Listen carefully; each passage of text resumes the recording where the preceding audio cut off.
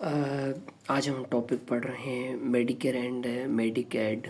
ठीक है, इन दोनों वर्ड्स को मैं अगर यहाँ पे ही डिस्क्रिप्शन दूँ इन दोनों को, तो मेडिकेयर का यहाँ पे मैं बिल्कुल सिंपली प्रिसाइज करके बोलूँ तो ये दोनों चीज़ें क्या हैं, क्या सबसे पहले तो ये अंडरस्टैंड करना है। ठीक है, बुक में लिखा हुआ है कि ये federal social health care programs हैं that originate from amendments to social security act. ठीक है, एक्चुअली ये US government health care programs हैं जो 1965 में ये एस्टेब्लिश हुए हैं। ठीक है, तो federal government health insurance program जो 65 इयर्स एज के और उससे ज़्यादा ओल्डर लोगों के लिए है। ठीक है, ये किसकी बात मैं कर रहा हूँ? मेडिकेयर की। अब मेडिकेड की अगर बात करें कि वो क्या चीज़ है, ये प्रोग्राम उन लोगों के लिए जिनकी इनकम लो है या लिमिटेड है या जिनके रिसोर्सेस कम है।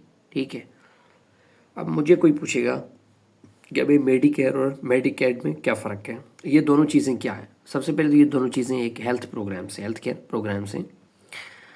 यूएसए गवर्नमेंट फेडरल गवर्नमेंट ने इस्टेब्लिश किया ना 1965 में। और मेडिकेयर वो एक ऐसा प्रोग्राम है जिसके अंदर आपको क्या चीज़ मुहैया की जाती है ये बाद में पढ़ते हैं पहले। अच्छा, इन्होंने यहाँ पे ये वर्ड ना एक बना के रख दिया है कि elderly Medicare Medicaid for destitute. ठीक है, खैर तो मेडिकेयर का मतलब ये है कि is a federal health insurance program primary for people aged 65 और ओल्डर। ठीक है, and some younger individual with specific disabilities regardless of the income. तो या इनमें कुछ इन्होंने ये भी लिखा है कि मोर देन 65 या 65 या ओल्डर देन लेस देन 65, अगर वो लोग जो डिसेबिलिटीज़ या एंड स्टेज रीनल डिजीज़ वाले, ये भी एक दो शर्तें ये भी है यहाँ पे। ठीक है, तो ये दोनों चीज़ें हमारे पास क्लियर हो गई हैं। यहाँ पे ये कवरेज के लिए 4 पार्ट्स उनमें डिवाइड किया हुआ है। तो पार्ट ए में हॉस्पिटल इंश्योरेंस में होम हॉस्पाइस केयर। अच्छा, ये हम टॉपिक पढ़ते हैं, इसमें केयर होती है इंस्टीड ऑफ केयर, इसे मेडिकल केयर। ठीक है, तो आगे हम इसका डिटेल में पढ़ते हैं कि ये अपना hospice care and palliation care में क्या डिफरेंस है, तो हमें पता चल जाएगा। You just wait a moment. B for basic medical bills, doctors fees में आगे डायग्नोस्टिस। सी फॉर कॉस्ट होती है उन चीज़ों की, A+B दोनों को इकट्ठे करके ये चीज़ें वो डिलीवर किया जाता है, अप्रूव्ड प्राइवेट कंपनीज देती। ठीक है, डी फॉर ड्रग्स, प्रिस्क्रिप्शन और ड्रग्स। तो ये चीज़ें ना मेडिकल कवरेज के लिए 4 पार्ट्स इन्होंने दिए हैं। ठीक है, अब नेक्स्ट हम जो करते हैं वो हॉस्पिस केयर में देखते हैं कि ये क्या चीज़ है, इसमें हम कैसे आगे बढ़ें। ठीक है, चलें तो अगर डेफिनेशन में बंदा देखे कि इन दोनों चीज़ में क्या फ़र्क है, तो डेफिनेशन अगर मैं देखूं या बताऊं तो ये medical care focused on providing comfort या pain relieving rather than definite cure. It's medical care, it's not a cure. ठीक है, so available to the patients on Medicare and Medicaid, ये दोनों programs, and most private insurance plans whose life expectancy is less than 6 months, right? ठीक है, हमें पता कि यार ये 6 महीने से कम इसकी लाइफ एक्सपेक्टेंसी है, कन्फर्म नहीं एक्सपेक्टेंसी है, तो उनको केयर ज़्यादा ज़रूरत है, उसको मेडिकल केयर की ज़रूरत है रादर देन डेफिनेट अपना क्योर। ठीक है, या ट्रीटमेंट।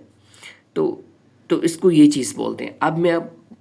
अब इन्होंने यहाँ पे लिखा है पैलिएशन। अब मैं एक वर्ड बोलूँ कि भाई हॉस्पिस केयर वर्सेस पैलिएशन, तो अब इन दोनों में क्या फ़र्क बताएंगे, तो मैं आपको बताता हूँ कि palliative care can be provided at any stage of the serious illness alongside curative treatments, जबकि hospice care is for those with a terminal illness or and a life expectancy of 6 months or less it focus on comfort when cure is no longer possible. जब cure और treatment possible नहीं है तो care ही करनी है, ठीक है ना। ये चीज़ हमने यहाँ पे पढ़ी, ठीक है। ये ही चीज़ इम्पोर्टेंट है। इसमें इन्होंने एक वर्ड लिखा हुआ है प्रिंसिपल ऑफ डबल फैक्ट।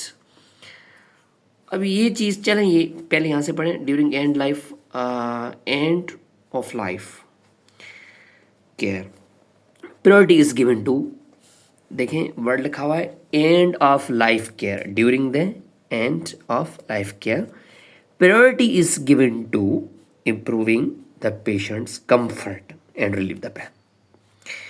यहाँ पे क्योर की बात नहीं हो रही, again care, give comfort and relief pain, often including opioid, sedative or anxiolytic medications. उनको facilitate the comfort is prioritized over potential side effect, जैसे कि respiratory depression हो गया। अच्छा, ये वर्ड यहाँ पे फिर आगे प्रिंसिपल ऑफ डबल इफेक्ट, इसकी क्या मीनिंग है, ये क्या चीज़ है? तो अगर इसको मैं बिल्कुल एक सिंपल डेफिनेशन और सिंधी में बताऊं कि ये क्या चीज़ है, चले पहले एक सिंधी में बताइए ये क्या है। आउं जेकर सिंधी में चवंद ही एक किस्म जो अहिड़ो प्रिंसिपल है जेको असांखे ॿुधाए थो त को अमल तॾहिं ई सही मञियो वेंदो जॾहिं उनजो बुनियादी यानी इंटेंट सुठो हुजे। ऑल्दो हिन एक्शन में या हिन एक्ट में का ख़राब नतीजो भी निकिरी सघे थो, बट अगर इसको मैं इंग्लिश में सिंपल में बोलूँ तो ये है कि the principal of double is an ethical idea, is an ethical idea used to decide if an action is morally acceptable when it has both a good result intended or a bad result unintended side effect। ठीक है, क्या चीज़ है? is an ethical idea। वो क्या use किया जाता है, तो कहाँ यूज़ किया जाता है? इज यूज टू डिसाइड, क्या चीज़ डिसाइड करनी होती है कि ये चीज़ मोरली, ये एक्शन मोरली एक्सेप्टेबल है जब इसमें दोनों रिजल्ट्स हैं, इंटेंडेड और अनइंटेंडेड। तो ये चीज़, इसको हम बोलते हैं principle of double effect. The prioritization of positive effect over the negative effect is known as the, ये डेफिनेशन बुक किया है और हमने सिंपली उसको क्या बोलते हैं कवर कर लिया, ठीक है। ये दोनों टॉपिक कवर हो गए हैं।